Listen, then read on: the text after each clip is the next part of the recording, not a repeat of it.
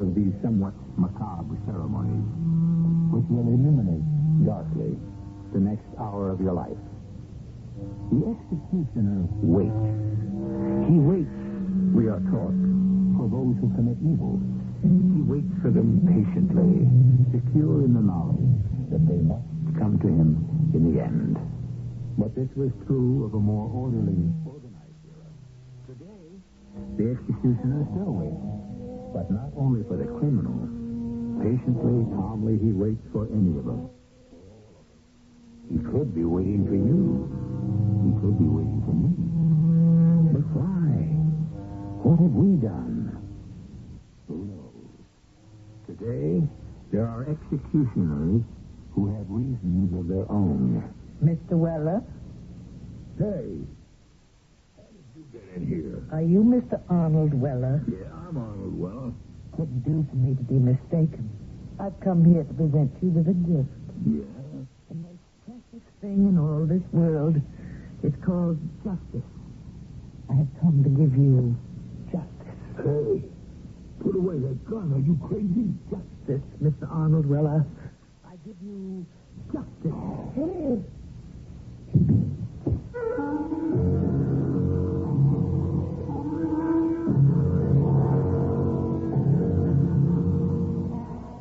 Our mystery drama, The Little Old Lady Killer, was written especially for the Mystery Theater by Dann and stars Dianne Baker and Anne Seymour.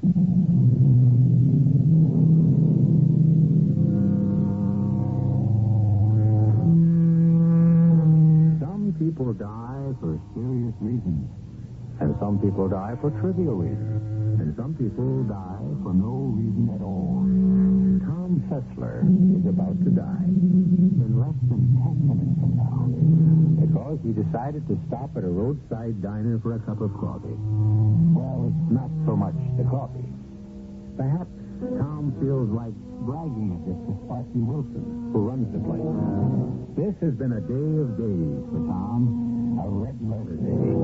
After all, it isn't every day that a man's efforts are crowned with success, that a man can become the envy of all his friends. Tom wants to savor this day to its fullest. He wants it to last as long as possible. And so he turns off the highway and pulls into Sparky's parking lot, making sure the station wagon is parked just outside the front door where everybody inside can see it and marvel. But as Tom Fessler walks into Sparky's, he is immediately disappointed. The place is usually jammed with a hunting crowd, but tonight there isn't a soul, save Sparky himself and a gray-haired lady sitting at the counter. Evening, Tom. How's it coming, Spark? Can't complain. Who'd listen anyhow? Coffee? Yeah, cream and sugar. Anybody been around? Dinner's gone. Anybody bag anything? Oh, they'd be here bragging if they had. Well, Spark, take a look out the window. Yeah? See what I got on top of the wagon? Oh, yes, sir. That's a 10-point buck. Oh, he must weigh. Look at it, a buck that took the scale of 350. You're terribly proud of yourself, aren't you, mister? I beg your pardon, ma'am? What have you done, actually? You've transformed a magnificent animal into a mass of decaying carrion. Oh, look, ma'am, I don't ask what you do for pleasure. Pleasure? To butcher an innocent living creature. This is how you find pleasure? Ma'am, look, I'm not bothering you, and... I'm afraid you are. Your very presence, indeed, your very existence is an insult. Now, look, Mom, this is a public place. I'm sure it is indeed. Much too public for my taste. How much do I owe you, sir?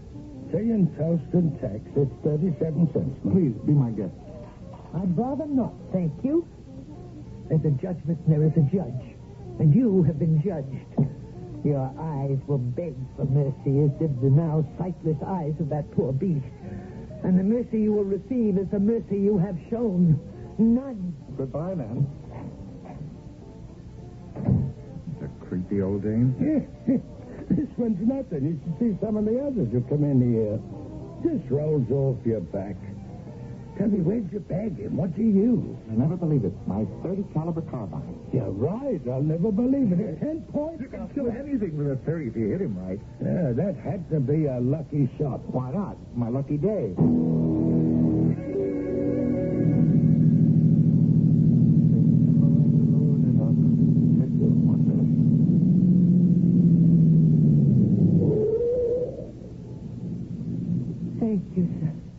Thank you for stopping. Well, look who's here. Aren't you the lady that gave me that hard time back in the diner? My car, it simply won't go. Well, ma'am, if you ain't too proud to accept a hand from a killer of innocent animals. My car, it just won't go. And I'm stuck in the middle of absolutely nowhere. Okay, ma'am, you just hold on. Let me get my flashlight and take a peek under the hood. Well, you gotta get something anyhow, ma'am. You're a good clean sport. Okay. Now, let's check her out and see what's wrong. You want to get in there and turn on the ignition? No, Just so... What do you mean, no? I don't want to turn on the ignition just yet. Why not? Turn around. Huh? A little pistol. Yes, I intend to kill you. You crazy? What do you want to kill me for? That poor animal lashed to the roof of your station wagon probably asked the same question. Pray. No, look. Probably need another shot. Did you use more than one? I told you they would beg for mercy. How large they are, how round, how bright. I told you. The mercy you will get will be the mercy you have given. Don't. Have you ever shown mercy? Here is a doctor. Just.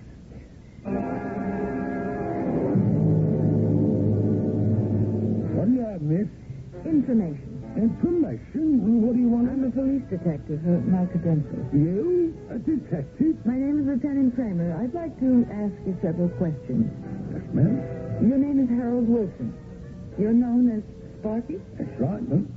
Last night, a man was shot to death at the side of the road a mile and a half south of here. Yeah, it's Tom Pressler. You knew him? Oh, we were old buddies. I guess I'm the last one who saw him alive. That is, aside from the killer. When did you see him? Well, he was in here. It was about 10:30. When he left here, was there anything unusual about his manner? No, he was laughing and joking. You know, he bagged himself a beer and He then... was in this place at 10:30. Was anyone else around? No. You and Tom Fessler were alone? Yes, ma'am. All the time he was here? Well, yes, we were alone after she left.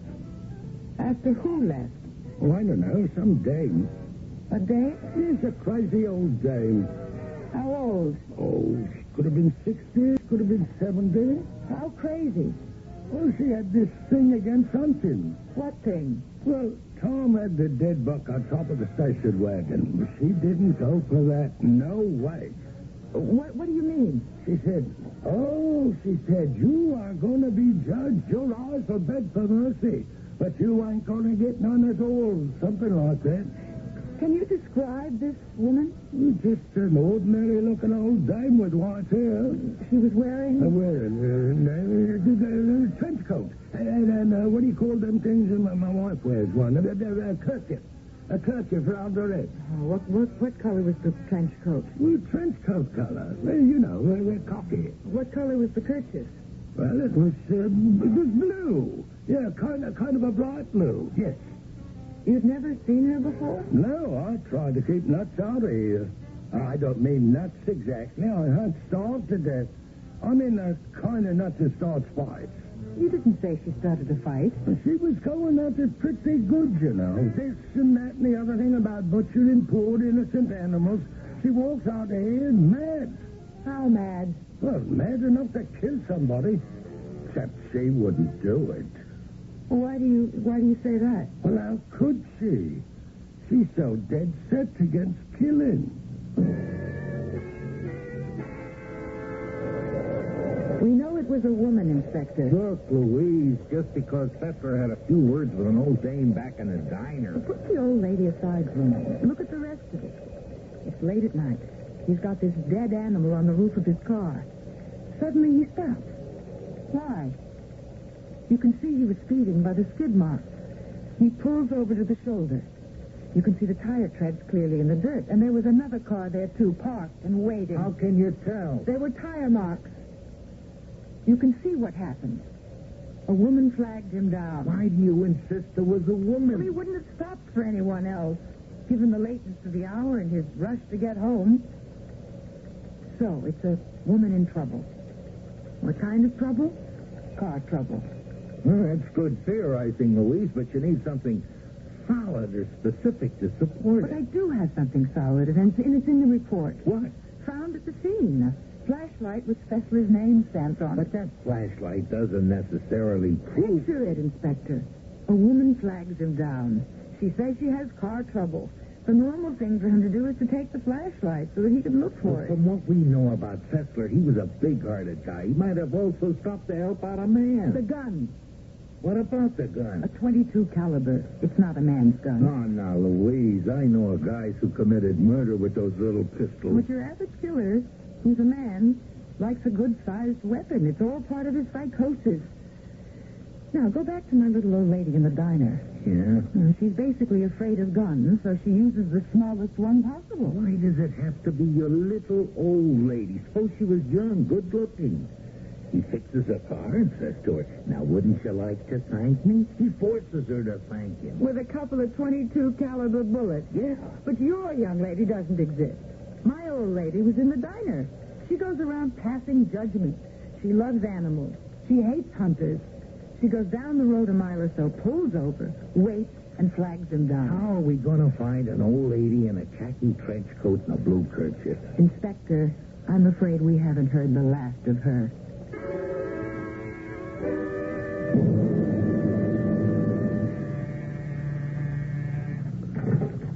Hello?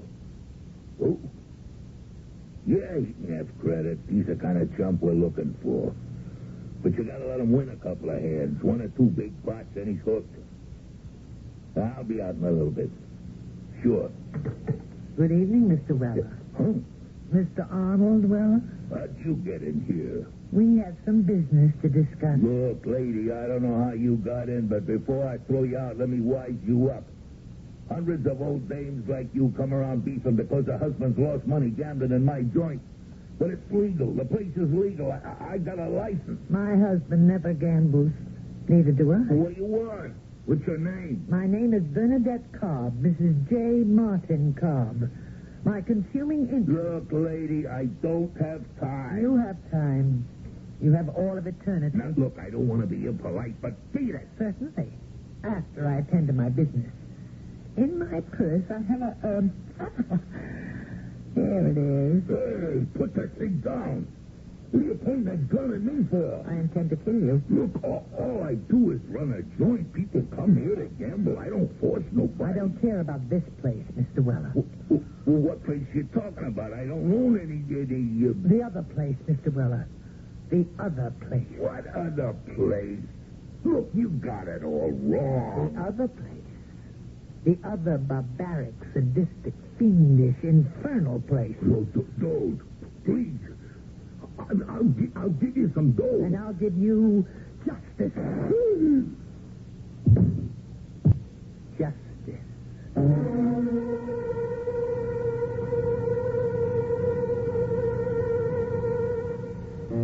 Justice, says the lady. Well, obviously we have here a freelance dispenser of justice. Mrs. Martin J. Cobb. Justice and humanity. She certainly seems to have the purest of motives, but somehow, like so many dedicated reformers, it all comes down to the same thing in the end. Murder. Evidently, Mrs. Cobb agrees with the poet who, in describing nature, depicted it as a place where every prospect pleases and only man is vile. Well, we may consider Mrs. Cobb an extremist in her attitude towards animals, but let us be fair. Animals in general have not been getting a good deal from us members of the human race overall. And so even if they have found a somewhat over-enthusiastic partisan, it still isn't going to seriously change the basic balance of things. Well, what with Mrs. Cobb as the killer and Lieutenant Louise Kramer as the detective, it appears to be Ladies' Day in our little show. The ladies will present us with more Check and Mate when I return in just a few moments with Act 2. Wasn't it one of our outstanding men of letters, Mr. Henry David Thoreau, who said, If a man does not keep pace, this is one of those philosophical gems which sounds fine on paper. It may be all right to listen, but to march is something else. Mrs. J. Martin Cobb has been marching to the beat of her own drummer lately, and so far, she has killed 2 people. Because by this time, you have become a fine, highly perceptive, experienced, and discerning audience, you know that we shall hear her deadly little .22 caliber pistol bark again. Oh, Martin, what color you give those strings. Darling, I was merely one of the players in the violin section. Is there anything new in the newspaper, my dear? Nothing new. Same murder, robbery, assault. Same saber-rattling, threats and squabbling.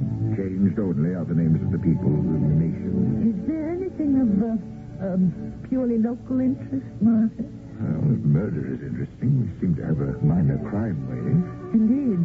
You recall a hunter shot to death last week? I consider that supreme and sublime justice, a hunter. Oh, dear, you must not take on so at the mere mention of the word hunter.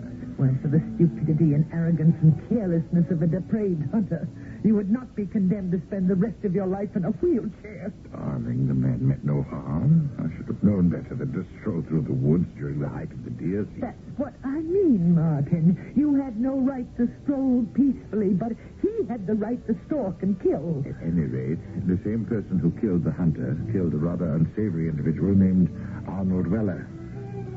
How do the police know that? They have scientific tests of one sort or another which reveal that the bullets were fired from the same gun. And do the police have any idea as to who the murderer might be? According to the newspaper, they're following certain significant leads, which is another way of saying that they're completely in the dark.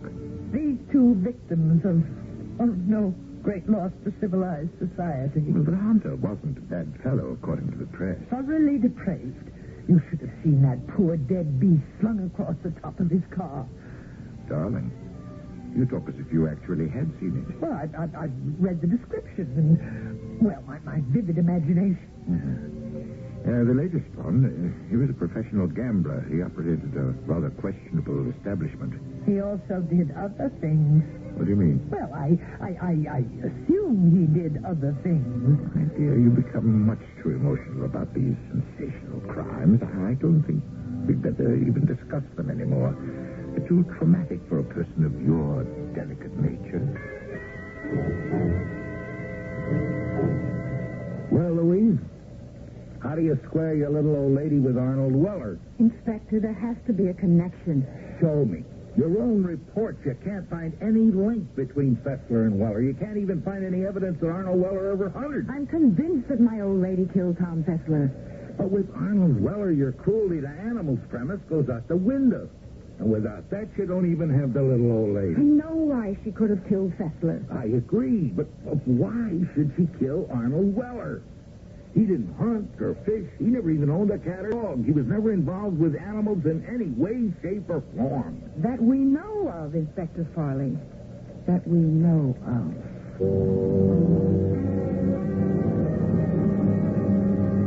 Well, if the night's a lighter detective, how's the crime business these days? You knew Tom Fessler. Oh, yes, Mom. Did you also know a man named Arnold Weller? Arnold Weller? He was shot to death the other day. Oh, yes, I think I've read about it. You didn't know him? No. No, definitely, or no, after a pause for thought. Well, you know how it is. I'm just trying to give a straight story to a cop. You saying you didn't know Arnold Weller? Well, yes, I knew of him. I knew enough to make me want to wring his neck. Is that a fact? Yes, Mum. Maybe I shouldn't say that to a cop who's investigating his murder, but... But what? Oh, he had a little action going there. I just couldn't see it all. He used to run dog fights. Dog fight? Oh, it's against the law, but who am I to tell you? But he used to stage those things. Dog fight? I don't mind cockfights. I even go, and I bet. But they're nothing. Just chickens. And we eat chickens, don't we? The dogs. To train dogs to tear each other up. Dogs. How can any human being be so cruel to a dog? And You would stage dog fights? Oh, we had this big bar not far from the intersection 8 off the turnpike. Now, I'm surprised the cops never tumbled. Well, thank you. Thank you very much, Mr. Wilson. But I don't know what for, Lieutenant, but you're welcome. Inspector, my old lady is right back in. The cruelty to animals angle is back in. She killed her because he ran dog fights? That's right, Inspector. I don't know, Louise. You can take a premise and run it halfway to the moon. What else have we got? Nothing. I realize it's embarrassing. What's embarrassing? The fact that such an illegal activity was flourishing within the city limits. Well, it's not embarrassing to me. Let the uniform guys worry. Well, how about the little old lady now? Do you realize how many white-haired old ladies there can be who wear trench coats and blue kerchiefs? And carry 22 caliber pistols? What's suppose she isn't carrying it at that time? Thin lips, too. All right, Louise. It'll go out to every station house in the city.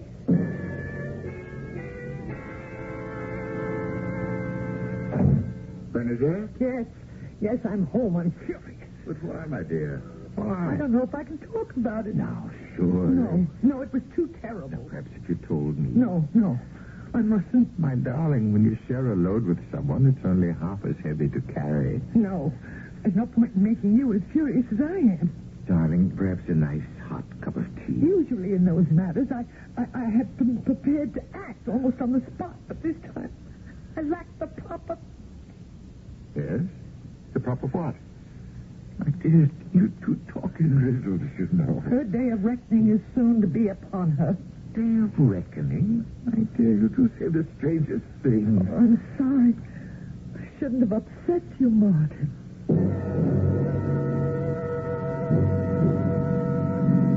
Here it is. Staunton Road. Nice, quiet, deserted. Number 427, 425, and this should be 423. The name in the mailbox says Harris. Right. We shall go around the back way, summon her to the back door, and... Aha! There's the dear girl hanging up the clothes. Mrs. Harris. She doesn't hear me. Wait. It's better that she doesn't hear me, because if she heard me, she'd turn down her transistor radio, and in that case, someone might quite possibly hear the shot. No, this way. I am hidden by the trees in her yard, and the shot will be masked by the sound of the music. So, Mrs. Harris, Mabel Harris, I say to you, justice. Justice.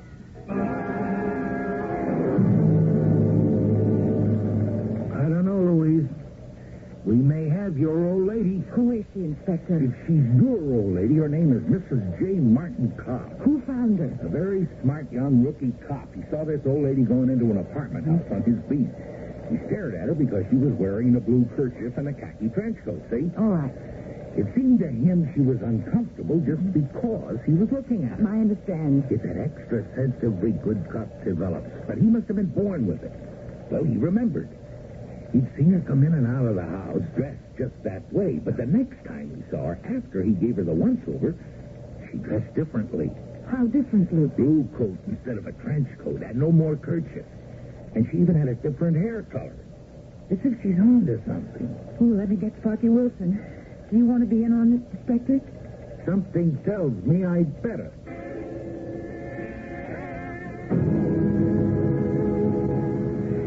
I appreciate your giving us your time, Mr. Wilson. Well, look, if it helps us bag Tommy Faceless Killer, you can have all day. Look through the windshield. Look at the people coming toward you. And if any of them reminds you of anyone you've ever seen before... Well, this guy coming along here, he reminds me of a guy I was in the army with. But there's difference. And that young Tame, Lord love me, I used to run around with a chick like that.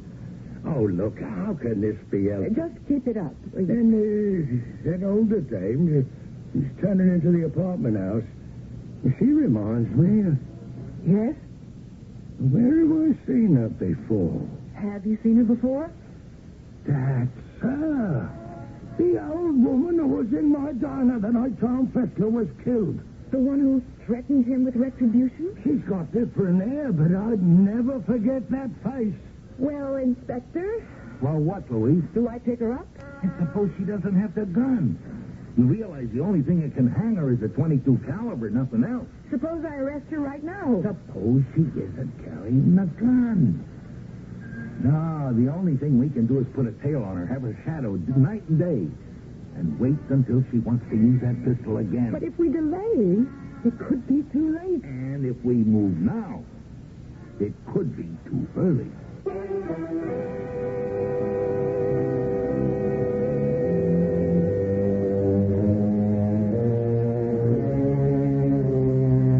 Timing, as most people would agree, can be the most important thing in life, and in death, too.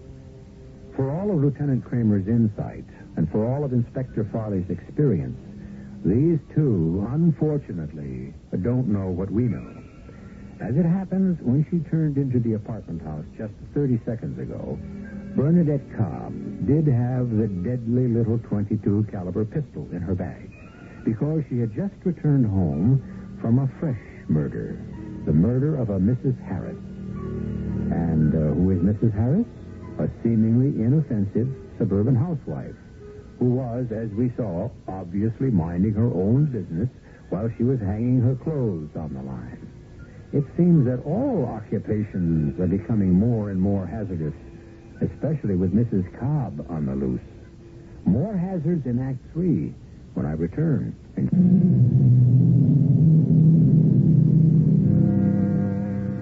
Cracking a murder case can be like splitting a diamond. When the diamond is struck perfectly, it breaks into a number of smaller precious stones. But let the wrong force be employed in the wrong direction, and one runs the risk of reducing a precious stone to dust. And just as a jewel can be lost, so can one lose the opportunity to catch a murder forever. Precision. That's a key word for diamond cutters and detectives alike. Diamond cutters and detectives. How similar their professions can be. Each has at his fingertips a wealth of scientific guidance.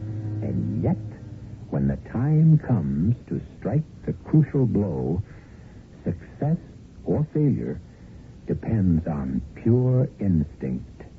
What's the woman's name, Inspector? Mrs. Mabel Harris, she was killed this morning. And it becomes our party because the lab reports the bullet was fired from the same .22 caliber. Okay. A woman named Mabel Harris, killed this morning. At noon, we were staking out the little old lady's doorway. Along comes our little old lady. And just a minute, She was Louise. probably coming back from her latest killing. She probably had the gun in her purse. Louise, you can't get carried away. Okay, look, we made the decision not to take her. Yeah. Now, I could have been wrong to want to risk letting her escape forever by trying to take her right there. But I went along with you then. Now, don't you back down on me now. Who's backing down? The little old lady theory, approach, whatever, rests on one fundamental premise. She's out to punish people who were cruel to animals. Now we have a dame named Mabel Harris, dead. If you can't find me a cruelty to animal angle there, your little old lady is out the window. I know I'll find that angle. What makes you so sure? Because it has to be there.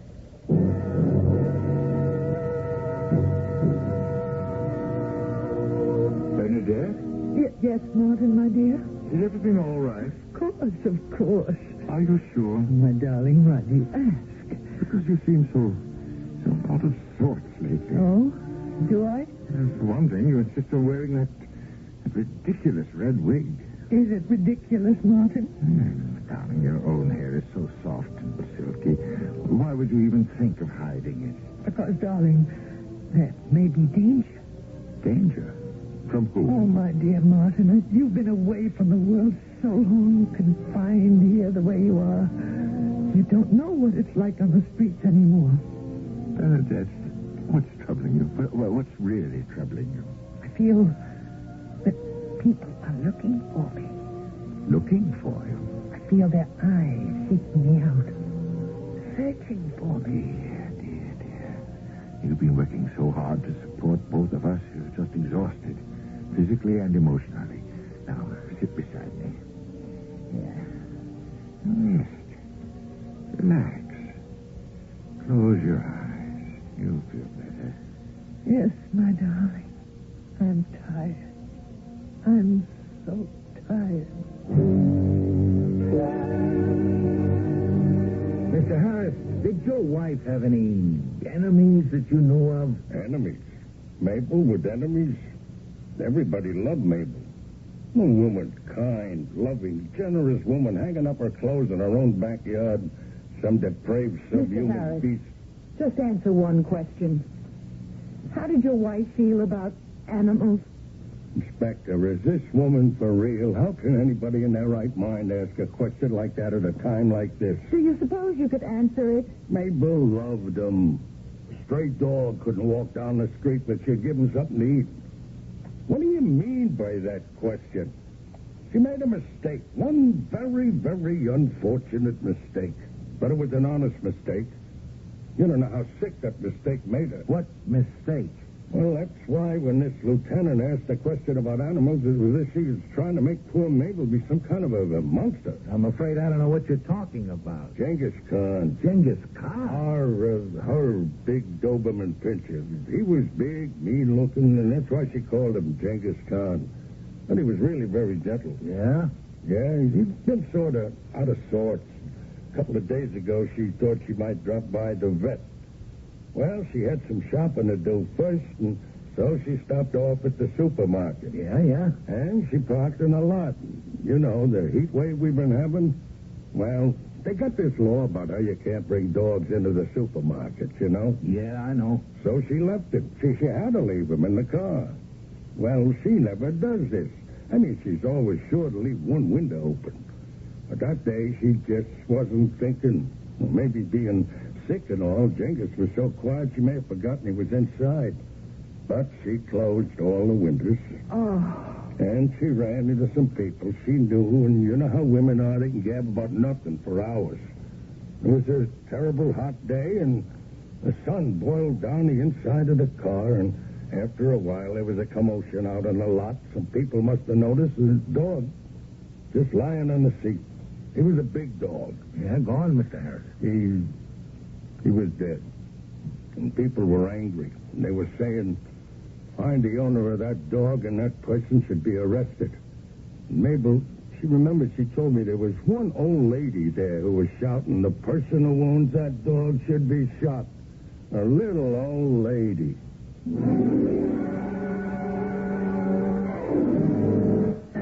What are you doing here, Louise? Waiting for her, Inspector. You don't have to. We got it staked out all around the clock.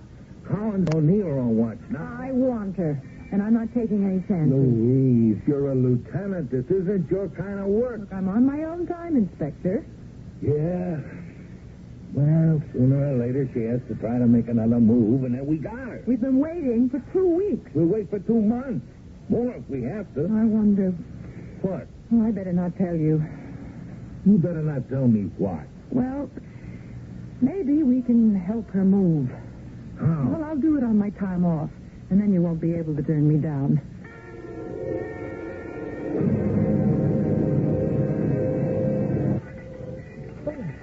Darn. Darling, you're so nervous. That was one of the few plates we have left from our wedding. You remember my sister Martha presented Yes, us darling, I remember. No, it's broken. My darling, the ultimate fate of any dish is to be broken one day. Now, tell me, why are you so nervous? What's upsetting you? Darling, I'm very much concerned. Oh, no, Martin.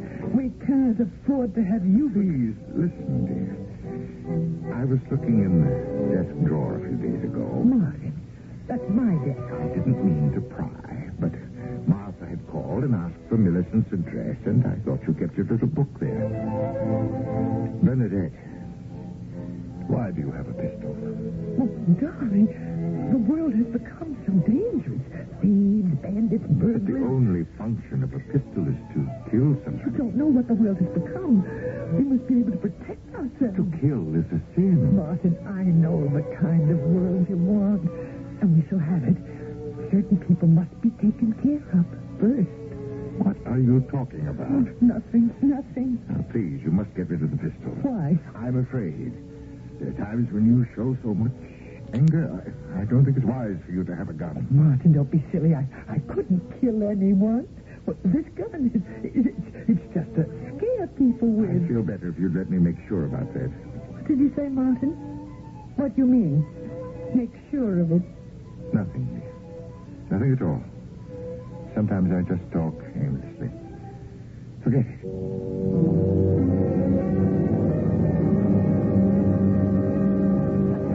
Oh, excuse me, ma'am.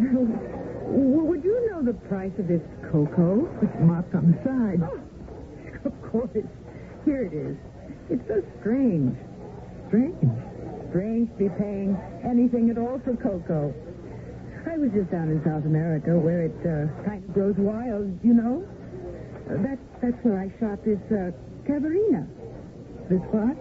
This cavarina, a very rare species of ocelot. Yes. I've noticed you wearing that scarf. Fantastic fur. Thin enough to wear on a cool summer day and warm enough even for the coldest winter. Yes. Such terrific hunting. Well, I have to get down there again soon. The cavarina is practically extinct. And I want to make sure I get my share. Proud of yourself, aren't you? Well, I don't like to brag, but I'm a great shot. I blasted that cat right between the eyes. A living, breathing animal, a sacred creation, must give up its life, a cruel sacrifice to your vanity. Excuse me. Thank you for helping me. There is a judgment, and there is a judge, and you have been judged. Goodbye. And found guilty. This is Lieutenant Kramer. Any messages? Call Inspector Farley urgent.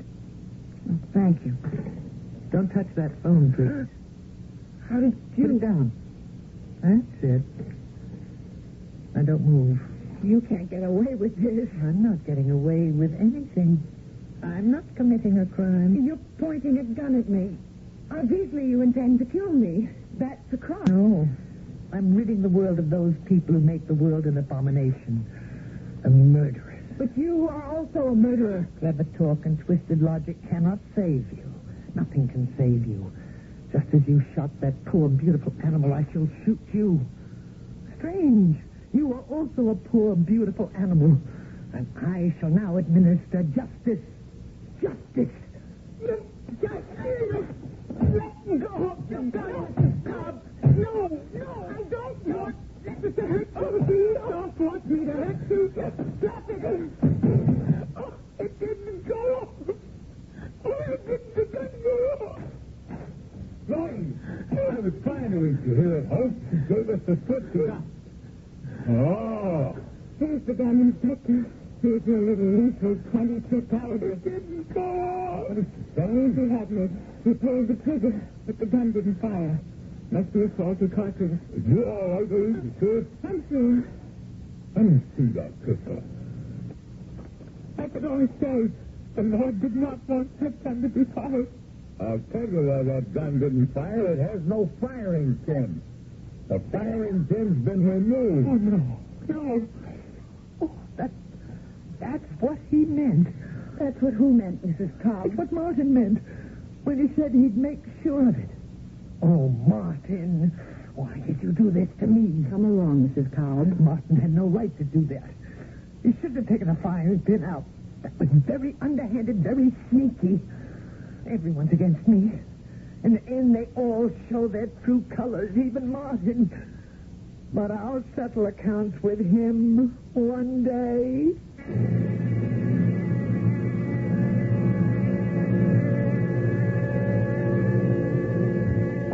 Eventually, I think she forgave Martin. As you might suspect, the little old lady killer has been committed to an institution. And since Martin would be all alone in the world, he lives there too and helps take care of her. However, it's hard to say. She could be biding her time and awaiting her opportunity, as are so many other people, all of whom are certainly acting from the purest of motives. What a world it used to be, that only demons and devils and the blackest-hearted villains were killers. But what do you know? It seems that some very fine people are moving into it also. And so, if you should be rudely snuffed out, the chances are that you might have been murdered by a very nice person. I shall return shortly.